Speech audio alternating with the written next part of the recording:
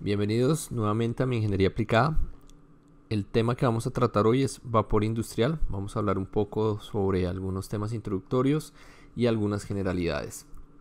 Entonces empecemos. La primera pregunta que uno podría formularse o hacerse es: ¿cuál es la fórmula del vapor industrial?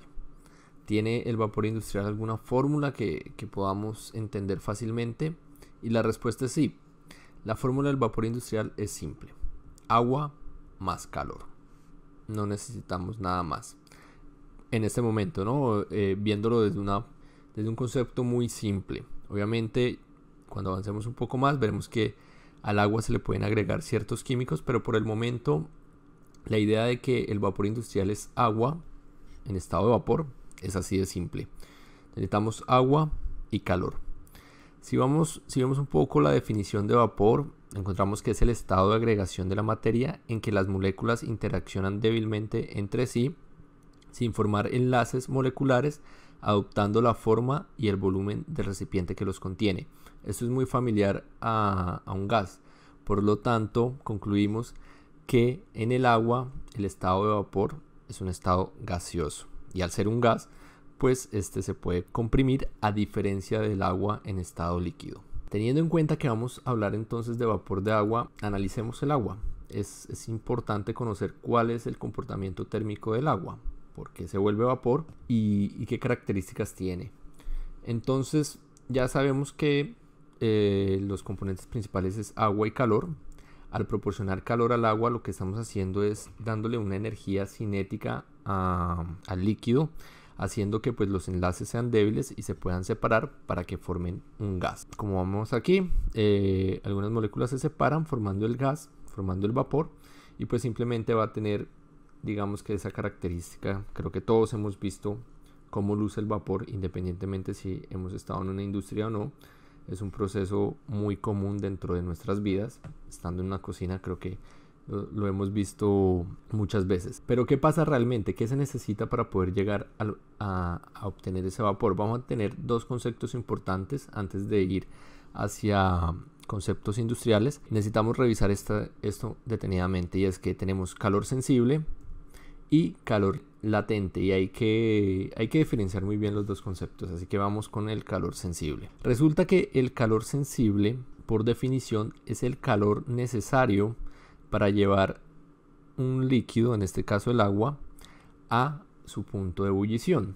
Y pensemos por un momento en el siguiente experimento mental. Vamos a hacer lo siguiente: vamos a pensar que tenemos una olla llena de agua a temperatura ambiente, y una de las principales condiciones que tenemos que preservar es que siempre va a haber una presión constante para nuestro experimento, la cual vamos a decir que vamos a usar un bar absoluto, que es aproximadamente la presión atmosférica.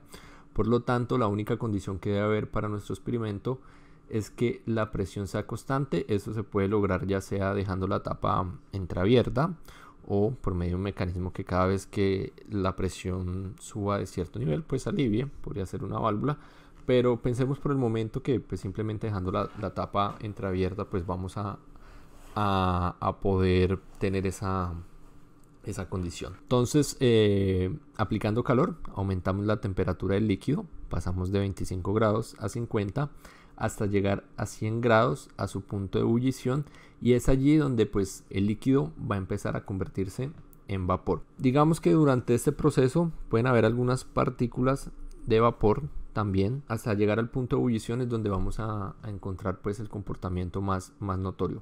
A este calor es el que vamos a conocer como calor sensible, o sea, la energía utilizada para poder llegar a este punto de los 100 grados centígrados es lo que vamos a conocer como calor sensible. Ahora, vamos a ver el concepto de calor latente y vapor saturado. Resulta que si mantenemos el experimento, vamos a notar algo muy particular, y es que si seguimos aplicando calor, la temperatura no va a aumentar. La temperatura se va a mantener a unos 100 grados centígrados, y lo que va a pasar es que el líquido que se encuentra contenido va a empezar a vaporizarse por completo hasta llegar a un estado que vamos a conocer como vapor saturado. ¿Qué es el vapor saturado? Prácticamente es el estado en el cual todo el agua se ha vuelto vapor. Y el calor requerido para poder pasar de este punto de ebullición hasta el punto donde tenemos el vapor totalmente saturado le vamos a llamar calor latente, y es el calor que nos interesa para las aplicaciones industriales. Bueno, ahora tenemos el diagrama de temperatura del agua. Tenemos un diagrama en el cual enfrentamos la temperatura del agua versus el volumen específico del agua. También podríamos utilizar la entalpía, pero pues ya vamos a ver el concepto de entalpía más adelante. Por el momento lo que me interesa es que veamos esta curva e identifiquemos que vamos a tener unas características dependiendo de la presión a la cual hagamos el análisis, como hicimos anteriormente. Si ustedes ven, todas estas líneas las vamos a denominar o las vamos a llamar isobaras, es decir, son líneas en donde mantenemos la presión constante. Podemos mantenerla a diferentes puntos de presión, y aquí hay algo bien interesante. ¿Por qué? Porque si ustedes se fijan, todos estos puntos van a ser las temperaturas a las cuales nosotros vamos a tener el punto de ebullición. Si analizamos nuestro ejemplo anterior, la isobara que nos corresponde es la isobara a 0.1 megapascales, al cual le corresponde la temperatura de ebullición de 100 grados centígrados. En ese punto vamos a tener lo que es el líquido saturado, y vamos a ver que la temperatura no aumenta hasta que lleguemos al vapor saturado. Una vez pasamos de vapor saturado, volvemos a aumentar la temperatura. Y aquí analicemos algo interesante, y es que si ustedes ven, al aumentar la presión, si analizamos las isobaras superiores, vemos que la temperatura de ebullición se va a ir aumentando. Por lo tanto, la temperatura de ebullición del líquido depende de la presión a la cual esté el líquido. Y esta es la razón por la cual se utilizan las ollas a presión. Una olla a presión nos permite poder llegar a este punto o tener este punto de ebullición más alto en temperatura. Si nos devolvemos al análisis anterior, podemos ver que al momento de que se empieza a vaporizar, podemos ver este segundo estado. Si este sistema estuviera totalmente cerrado, yo podría mantener una presión más alta acá, haciendo que la temperatura suba por encima de los 100 grados centígrados, estando aún en un estado líquido y de vapor simultáneamente. Por lo tanto, puedo llegar aquí a rangos de temperatura mucho más altos, podría decir, no sé, unos 130 grados centígrados. Esto me permite hacer la cocción de los alimentos a una temperatura más alta, teniendo en cuenta que pues el sistema está presurizado. Obviamente las ollas de presión tienen unas válvulas de seguridad que permiten que presuricen hasta cierto punto para que no se vuelva, digamos, que peligroso para el usuario. Volviendo nuevamente a la tabla, vemos que tenemos el punto de líquido saturado, el punto de vapor saturado. Estos son los diferentes valores de volumen específico, y vamos a ver que el calor sensible lo vamos a ver representado en esta línea, y el calor latente va a ser toda esta línea en donde la temperatura se mantiene constante. Se va a dar una mezcla entre líquido y vapor, llegando hasta el punto de vapor saturado, en donde el vapor se puede considerar como 100% vapor. De allí viene el concepto de la calidad de vapor.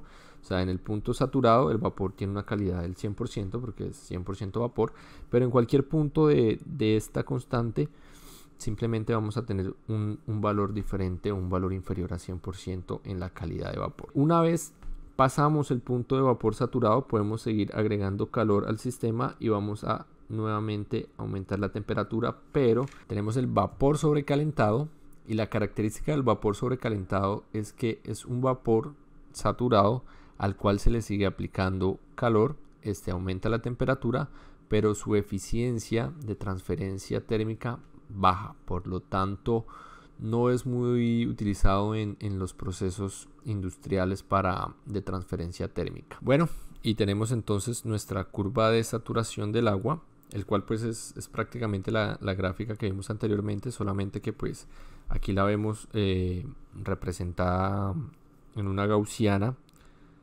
y podemos analizar un poco de ella lo siguiente. Por ejemplo, sabemos que toda esta línea, todo lo que esté, esta línea va a ser la línea líquido saturado, y todo lo que esté a la izquierda de esta línea pues va a ser agua comprimida, pues líquido comprimido, que pues en esencia es agua, y toda la línea va a ser el punto de saturación del líquido. La zona intermedia va a ser una mezcla entre líquido y vapor. Como hablábamos, pues vamos a encontrar una mezcla entre los dos. Todo lo que corresponda de esta línea hacia la derecha vamos a llamarlo vapor. Lo importante para nuestros procesos industriales de vapor es que vamos a trabajar con vapor saturado, es decir, con el vapor que se encuentra en toda esta línea. Lo interesante de esta curva es que podemos decir que para cada presión le corresponde una temperatura de saturación específica, lo que hace que el vapor sea muy fácil de controlar en términos térmicos, porque controlando la presión controlo la temperatura del mismo, siempre y cuando esté trabajando con vapor saturado. Si me muevo ya a vapor sobrecalentado, que es esta área, pues ya voy a tener unas condiciones diferentes. Veamos por un momento la tabla correspondiente. Esto es una tabla académica sacada de un libro de termodinámica, y vemos que nos entrega un poco más de información de la que requerimos. Primero, ¿por qué? Porque pues nos da la información sobre energía interna, que corresponde a la energía molecular del agua. Nos da información sobre la energía de entropía, que pues corresponde a esos cambios que no son reversibles, que no nos interesa en ese momento. Y nos da la energía de entalpía, que corresponde a la energía que un sistema térmico intercambia con sus alrededores. Entonces, cada vez que un sistema transfiere energía a otro sistema, estamos hablando de entalpía. O sea, lo que nos interesa en este momento es la entalpía. Bueno, aquí ya tenemos una tabla de vapor saturado industrial. Lo que pasa en esta tabla es que nos dejan solamente lo que son las entalpías. Vamos a tener el calor sensible, el calor latente y el calor total. Ya vimos que era cada uno. Prácticamente el calor total es la suma de los dos.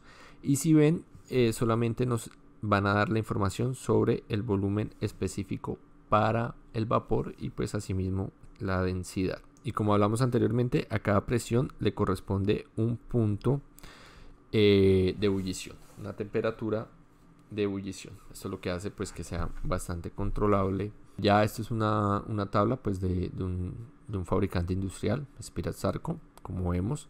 Es lo mismo, esta tabla está en unidades internacionales.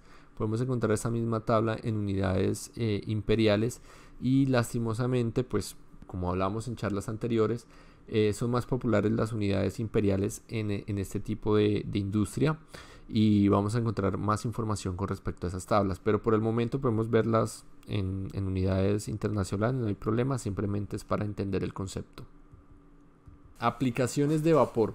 ¿Para qué utilizamos el vapor en la industria? Entonces hablamos que nos concentramos prácticamente en lo que es vapor saturado, pero también tenemos vapor sobrecalentado. Por el momento pensemos en vapor saturado, todo lo que son procesos térmicos en la industria, y digamos que se podría decir que cualquier industria de alimentos por lo general va a tener algún proceso en donde utilice vapor industrial, y es porque cualquier proceso térmico se puede hacer con este tipo de energía, donde calentamos vapor para hacer una transferencia térmica a algunos procesos.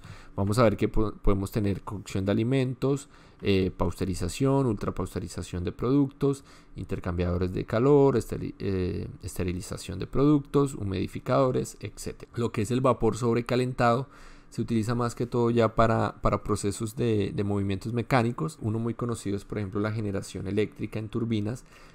Lo que son las plantas de generación eléctrica por carbón, lo que hacen es calentar agua a niveles de vapor sobrecalentado para pasarlo por turbinas.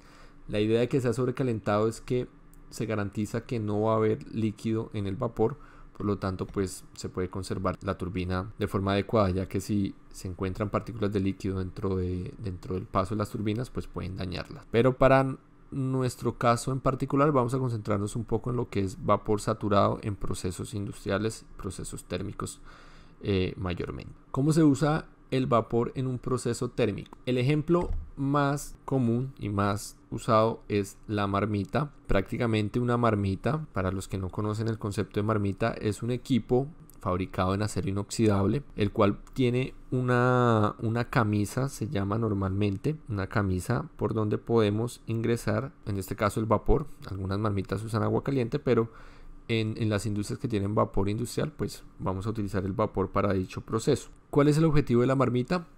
Pues calentar algún producto que se requiera. Puede ser un producto alimenticio, un producto cosmético, un producto que tenga que pasar por un proceso de calentamiento pues para su elaboración. En esta charla nos vamos a concentrar en los componentes más importantes y podemos dejar el resto de ellos para una charla futuro donde entraremos en más detalle de cómo funciona correctamente una marmita. Bueno, vamos a ingresarle vapor a esta marmita. Lo primero que tenemos que tener en cuenta es nuestro regulador de presión para controlar lo que es la temperatura interna del proceso. Pensemos por un momento que vamos a regular la presión a 1.3 bares de presión. Vamos a hablar aquí presión manométrica, no absoluta. Y vamos a arrancar a ver cuál es o cómo se hace este proceso térmico. Lo primero que tenemos que ver es que pues el proceso lo vamos a hacer por un proceso de conducción. Tenemos la pared metálica de nuestra marmita y esa pared, pues, a través de un proceso de conducción térmica va a pasar el calor al producto internamente. Pensemos por un momento, la temperatura correspondiente aproximada a 1.3 bares son 130 grados centígrados. A esa temperatura debería estar el vapor saturado y ese proceso de conducción tiene que pasar pues la temperatura a nuestro producto. ¿Qué es lo importante aquí? Aquí pues se puede hacer los análisis de tiempos y de conducción, pero aquí lo más importante es revisar la siguiente característica, y es muchas veces cuando hacemos o cuando estudiamos termodinámica hacemos muy bien este análisis, pero no tenemos en cuenta lo siguiente, y es que cuando la temperatura sube y el vapor entrega su energía calorífica, este se va a condensar, se va a convertir en agua. O sea, a través del calor latente entregamos la energía del vapor, por lo tanto este se condensa, haciendo que en nuestro interior de la marmita se empiece a generar agua. Si no controlamos correctamente la generación de agua dentro de nuestra marmita, esta se puede inundar, y es aquí donde viene uno de los elementos más importantes, si no es el más importante, y es la trampa de vapor. ¿Qué es lo que pasa? Si yo permito que mi proceso se inunde de agua completamente, voy a tener una eficiencia térmica muy baja de transferencia de calor. Entonces lo que yo tengo que hacer es sacar, a medida que se forme el agua, inmediatamente se forme el agua, yo la necesito sacar del sistema, pero al mismo tiempo tengo que evitar que el vapor salga del sistema. Entonces, si yo no tengo una trampa de vapor, voy a permitir que el vapor escape. Si yo, digamos, tuviera esto abierto, el vapor escaparía sin entregar o sin hacer correctamente su proceso de transferencia térmica de calor latente, de pasar de un estado de vapor a un estado líquido. Y si yo tengo esto cerrado completamente, pues mi proceso se va a inundar y pues tampoco voy a tener ese calor latente funcionando, porque no va a haber ningún cambio de estado. Por lo tanto, la trampa de vapor se tiene que encargar de mantenerme el vapor dentro del proceso, y a medida que se genere el condensado irlo retirando. Pero eso no es tan sencillo como decir instalemos una trampa y ya. Esta trampa tiene que estar muy bien dimensionada. Hay una serie de trampas que pues dependiendo de su funcionamiento, ya sea, o dependiendo de su principio, ya sea mecánico o térmico, va a funcionar de diferente forma. Esto es esencial para un proceso de vapor, pero lo dejaremos para una charla más adelante. Ahora, si pensamos por un momento, ¿cuál es la temperatura de ese líquido o de esa agua caliente que tenemos en ese proceso de la marmita? Muy seguramente va a ser una temperatura mayor a 0 y muy cercana al punto de ebullición correspondiente a la presión, que para 1.3 bares sería igual a 130 grados. Por lo tanto, tenemos 130 grados de agua caliente el cual aún contiene una energía y puede pasar o puede transmitir esta energía a otros procesos. Entonces esta agua tampoco se puede botar así nomás, estamos desperdiciando energía. Por lo tanto, vamos a tener en cuenta, va a existir un ciclo dentro del proceso vapor. Obviamente en todas las empresas no se cumple a cabalidad, pero sí es importante que tengamos en la cabeza que la generación de vapor dentro de una industria es un proceso cíclico.